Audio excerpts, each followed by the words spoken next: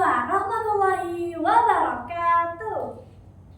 Halo, hai sobat-sobat SMP. Perkenalkan, nama saya Nia Rahmayanti.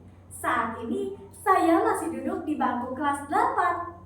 Saya berasal dari SMP Negeri 283 Jakarta.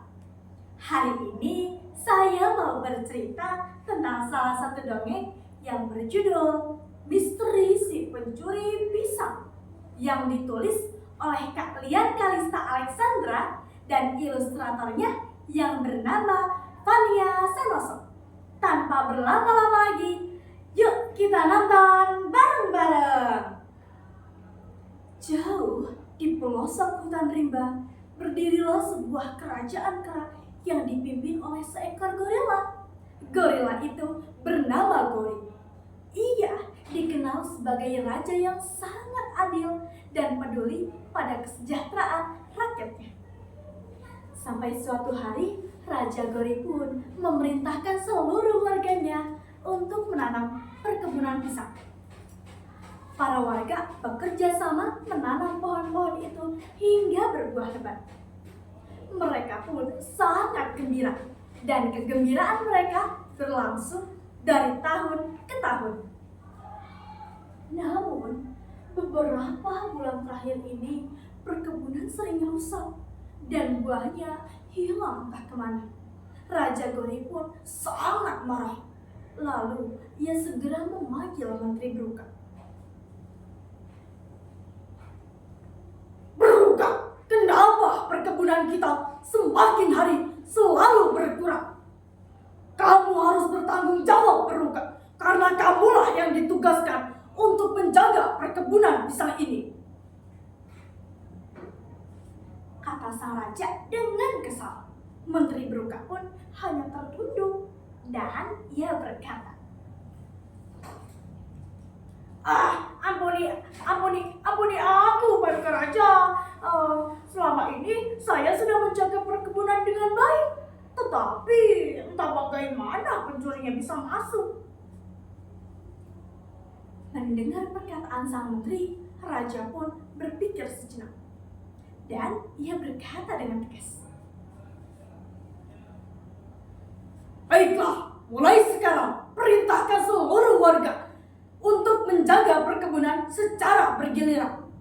Siapapun yang bisa menangkap pencuri itu akan kuberi dia hadiah dan kujadikan ia sebagai kepala kebun. Segeralah sang menteri mengabarkan berita itu kepada seluruh warga. Tentu saja warga pun sangat antusias mendengar kabar tersebut. Pasalnya, hadiah yang dijanjikan sang raja sangat menarik perhatian mereka.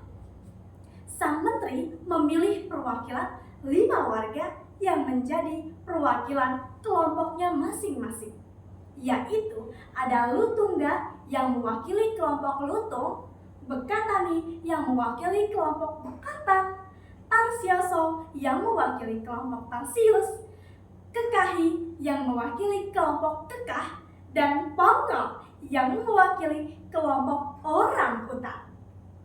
Dari kelima warga tersebut, hanya Pongollah yang diragukan. Pasalnya, ia bertubuh besar dan gerakannya sangat lambat. Tetapi Pongol tetap bekerja keras dan bersungguh-sungguh menjalankan perintah raja. Hari pertama sampai hari keempat berjalan dengan lancar penjagaan mereka. Hari ke-6 sampai hari ke-9 lagi-lagi berjalan dengan lancar. Hari ke-11 sampai hari ke-14 berjalan dengan lancar. Tetapi hari ke-5, ke-10, dan ke-15 selalu terjadi pencurian.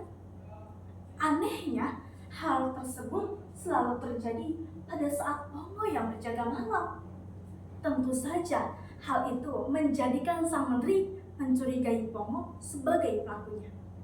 Segeralah sang menteri membawa Pongo ke hadapan sang raja. Paduka Raja, sepertinya Pongo tidak bisa menjaga perkebunan dengan baik. Pasalnya, setiap Pongo yang berjaga selalu terjadi pencurian dan pengrusakan kebun. Kata sang menteri beradu kepada raja. Raja pun menatap Pongo dengan tajam. Pongo, kenapa hal ini bisa terjadi? Apakah kamu tertidur saat berjaga malam? Atau kamu sengaja menyuruh teman-temanmu untuk mencuri perkebunan pisangku?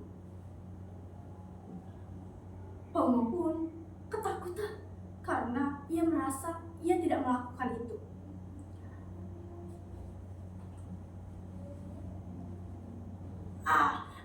Ampuni hamba, Paduka Raja. Hamba selama ini selalu menjaga perkebunan dengan baik. Tetapi entah bagaimana pencurinya bisa masuk. Mendengar Pongo yang membela dirinya, sang menteri sangat kesal. Lalu ia mendesak sang raja. Paduka Raja, sebaiknya Pongo kita hukum saja, karena ia tidak becus dalam menjaga perkebunan kerajaan. Raja pun hanya berpikir sejenak. Lalu ia menjawab. Baiklah Pongo, ku beri kamu satu kesempatan lagi. Jika kamu gagal, terpaksa aku akan menghukummu. Dengan satu syarat, kamu harus menemui pencuri tersebut. Segeralah Pongo pergi dari hadapan sang raja. Lama ia berpikir, dan ia mengetahui bagaimana ia bisa menemui pencuri tersebut. Secara diam-diam, ia menyampaikan pesan ini kepada raja. Raja, sepertinya saya punya ide. Bagaimana kita menangkap pencuri tersebut dengan melumuri beberapa pohon pisang dengan karet getah, agar ketika pencuri tersebut ingin memanjat pohon, ia terperangkap dan tidak bisa bergerak. Lantas sang raja pun menyetujuinya.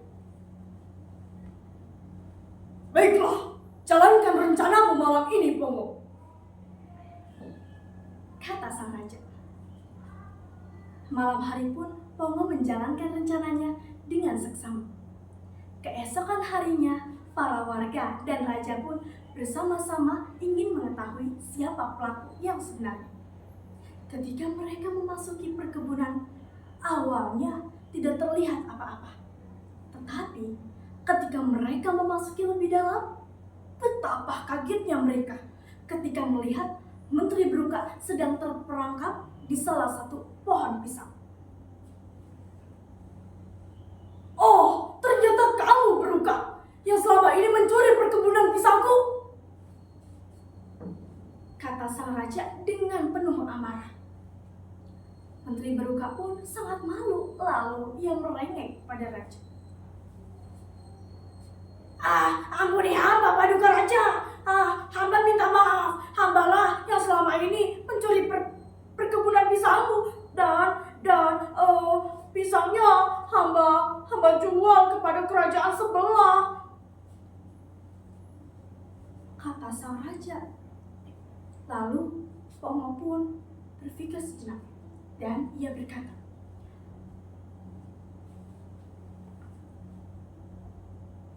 Menteri Beruka, kamu harus bertanggung jawab atas perbuatanmu selama ini.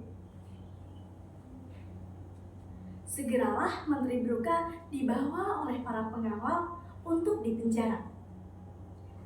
Sang raja pun menyampaikan kepada Pongo. Pongo, aku sangat bangga kepadamu. Pasalnya, kamu telah menangkap pencuri itu. Mulai sekarang, aku angkat kamu menjadi menteri, menggantikan Menteri Beruka. Pongo pun sangat bahagia. Para warga pun bersorak gembira. Sejak saat itu, Pongolah yang menjaga perkebunan dengan baik. Dan para warga pun sekarang hidup dengan makmur.